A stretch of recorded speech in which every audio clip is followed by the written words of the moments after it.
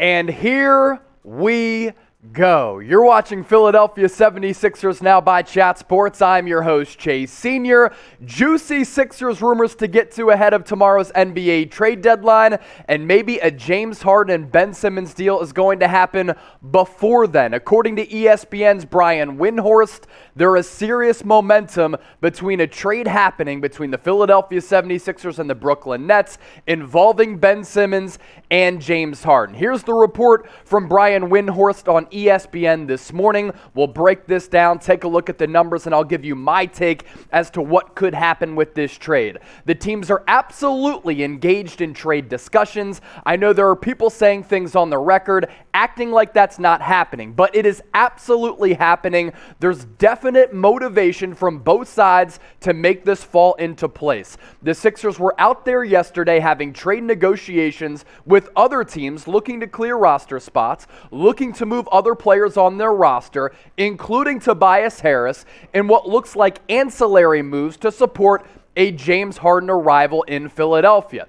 The issue is, can the Nets and Sixers settle the issues by 3 o'clock tomorrow? Because from what I'm told, Brooklyn's ask is still Ben Simmons and 2 or 3 other pieces, draft picks, and players on the Sixers roster. The Sixers don't want to do that, but we are in right now the deal zone between Harden and Simmons. I suspect they're going to get it done. I'm not going to tell you it's going to get done, but we're trending in that direction. I'm cool with this trade between the Sixers and the Brooklyn Nets as long as Tyrese Maxey is not included. His jump from year 1 to year 2 has been fabulous for this team.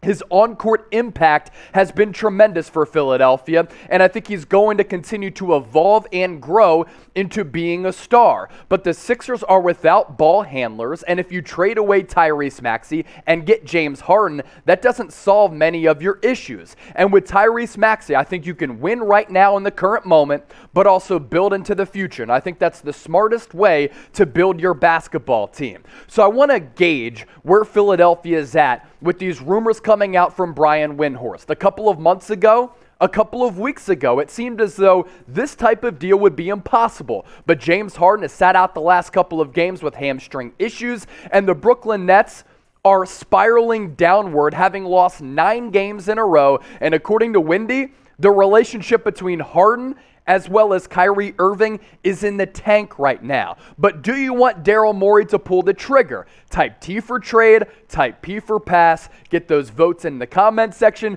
because we appreciate all of the audience interaction here at Chat Sports.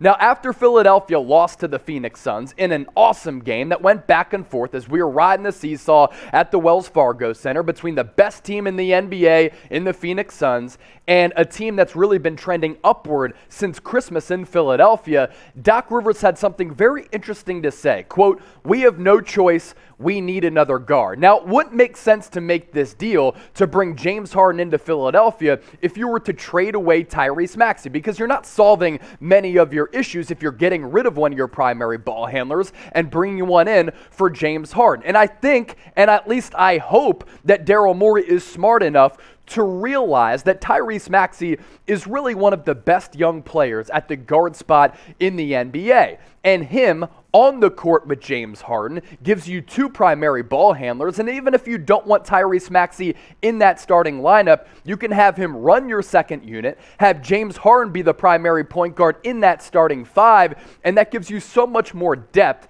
and makes you a serious contender in the Eastern Conference. Right now, Philadelphia, in my opinion, is a fun team. They've been one of the best teams in the NBA since Christmas. They've really gotten it together offensively and defensively, led by Joel Embiid, who this year, even after last year when he finished runner-up, is having the best year of his career. Finished runner-up in MVP last year, but I think Embiid has been better this year. You bring in a player like James Harden to pair up with Embiid, then you really go from being a fun team, which probably gets capped at being a second-round Eastern Conference team. You bring in Harden, you really have to take Philadelphia serious as an Eastern Conference Finals or even an NBA Finals contender. Now, we have you covered with Philadelphia 76ers coverage during the year outside of the year. But with the NBA trade deadline coming tomorrow, whether the Sixers make a deal or not, we have you covered here on the channel. We launched Philadelphia 76ers now under the Chat Sports umbrella over the summer, and we are the fastest growing Sixers channel on YouTube,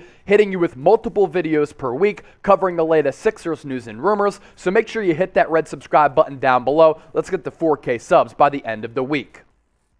The two-man game, if it does come to fruition between James Harden and Joel Embiid, would be fabulous. I have a lot of concerns about James Harden, which I'll get to here in just a little while. But last year, when Kevin Durant got injured, he's injured once again this year. That's been a part of the Nets' struggles. Harden was really in that MVP conversation before he went down with that hamstring injury. His numbers this year are certainly down. But does a change of scenery and him getting away from the drama of Kyrie Irving and him not being really happy right now, which I think has affected his game, does a change of scenery help him out if he comes to Philadelphia? This year, he's averaging 22.5 points per game, still averaging a double-double as he's dishing out 10 dimes per night. He's always been a good rebounding guard as well, but the field goal percentage certainly down. 41.5% from the field, 33 plus from distance. But we see this all the time when players get traded to a different destination, they can get rejuvenated. They can get excited, and their game does increase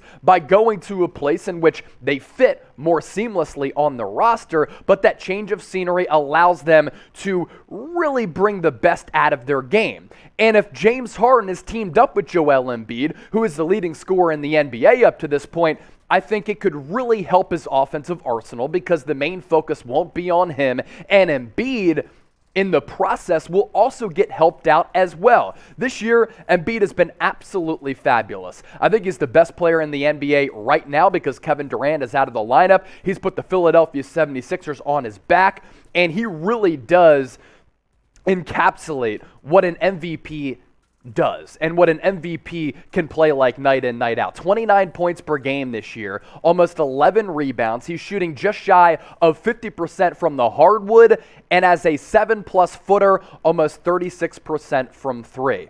So this really would be a fascinating 1-2 punch and one of the best fascinating 1-2 punches in the NBA, especially in the Eastern Conference. And the East right now is wide open. Joel Embiid in Philadelphia have absolutely owned the Chicago Bulls. The Milwaukee Bucks really haven't lived up to expectations coming off that NBA championship. And there are other couple of pretty interesting teams in the Eastern Conference right now, like the Cleveland Cavaliers, the Miami Heat, and the Brooklyn Nets when they're at full strength. But the point here being the East is wide open, so you team up Embiid and Harden, and that makes the Sixers a very, very interesting team to seriously make a run at the Eastern Conference title. And if the Sixers get into the finals, it'd be the first time since Allen Iverson was named MVP in that 2001 season.